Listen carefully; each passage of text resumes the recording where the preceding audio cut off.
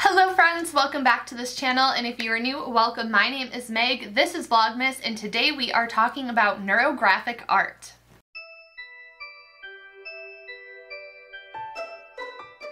I wanted to do a video on neurographic art because it's something that I'm really interested in. I did see it on a TikTok, so everything on TikTok you have to take with a grain of salt because you don't really know people's credentials behind what they're talking about. Especially when it comes to something that is psychological like neurographic art is. And again, I am not a professional on this subject. It's something that I newly discovered. So everything that I talk about in this video is based off of research that I have done myself. So if you know more about the subject, feel free to leave it in the comments down below. And I also just want to say what I love about neurographic art is that it's just letting your subconscious take over. There's no right or wrong way to do it, and I know that people get really picky and they say you need to add circles or you need to do this or you need to do, listen, it's art, okay? Art is what you create, and there's no reason to try to make other people feel bad about it or say that they didn't do it in the exact way when it's an exercise of your subconscious and it's literally what you're creating in your mind. So there's no rules to it. There's a general idea behind it, and I just wanted to share with you because if you're somebody that you're looking to spark creativity, if you've been in a rut like myself, or if you're just somebody that's looking for different self-care things to do or different ways to take care of yourself, take care of your mental health, I think that this is like a really beneficial exercise. It's almost like a form of art therapy because you're combining creativity with neuroscience and with psychology. So without further ado, let's get into some neurographic art. Talking about neuropathic art, and I really like this. I saw someone doing this on TikTok and I really like the technique and the idea of this. If you're somebody that struggles with perfectionism, this video is going to be perfect for you because you just kind of let go. So this is the first one that I did. It's pretty congested. It has a lot of areas. And then I did another one. The idea is that you do these and then design them how you want, but this one I might just leave as is. And then this one I did a little bit less. So I have some ideas of what I want to do with line work. So the whole idea is that when it comes to having the design done, you're not really overthinking or over worrying about perfectionism. You're just kind of letting your subconscious take over and just kind of doing what feels right. So I'm going to walk you through how to get this process started. And I have this little clear crystal, so if you have a small crystal or a gem or something, you can use this. You essentially just need something to push around on the paper.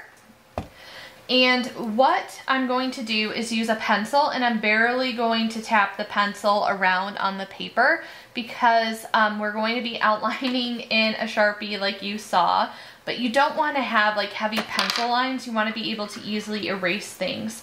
So the idea is that you're kind of pushing this around and kind of guiding it in a general area, but you're connecting and tapping into your subconscious and just letting go and going with the flow. So it's to get you into that practice of going with the flow. And then also by the time you're done doing this, your subconscious is you're more connected to your subconscious to kind of free flow how you want to decorate and what you want to do with the designs that you make. And by connecting them, and I'll show you how to do that once we get there, it's just all these circular blobs. So everything has its own starting and ending point. So you can just really get creative with it. So I'm just going to start in the center.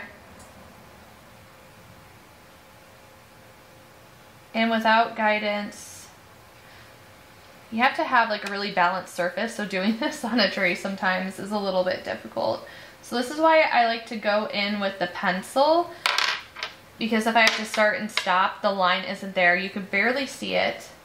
And then once I trace over everything with the Sharpie, I'm just going to erase so you don't see the pencil at all. and by doing it lightly, you're not going to have any pencil marks. Another technique is that you don't have to use a crystal like I am or a gem. You can just draw squiggles all over your page, but if you're somebody that struggles with perfectionism like I do, having something that you're pushing around on paper really helps you to release and to let go of that. But you can just draw swirls and circles on the page if you're able to free flow. That's another way to do it. So I definitely like to use this as a tool in a way to kind of relax, let go, not be so rigid with things, connect to my subconscious, and it's also a practice of connecting with my inner child. So one of the things that I like to do is put on a Disney movie. So in another video of mine, I kind of talk about like my go-to comfort movies. So what I love to get the creativity flowing whenever I'm doing like an art thing or like a adult coloring book, I love watching Tangled. So I'm going to put Tangled on while I complete this. Now when it comes to markers, you can use a fine point Sharpie, but because I'm doing this on smaller paper, I'm actually using these Prismacolor Premier Fine Line Markers, and this is in 005, 01, 03, 05, and 08. So what I'm going to do, I'm going to use the second to smallest one, which is 01, and then once we get to the crisscross action, I'll use the finest point, which is 05. I can't see the viewfinder, so hopefully this is in focus, but I just want to share an example of what you want to do when it comes to intersecting. Now that I have the outlines done, and you know, I didn't exactly follow it because some of the lines were a little bit too close, so I exaggerated in some parts, but still have that free form to it. So what I'm going to do is give this like 5 to 10 minutes to dry down, and then I'm going to go over with my eraser, and then I'm going to connect all the intersections. Now I'm switching over to the smaller pen. So at this intersection here, I'm going to just do little curved marks to connect all 4 intersecting points and then fill it in. And this is why I like using a thin marker, because if you use something a little bit too thick, it can get a little thick at where these intersections are.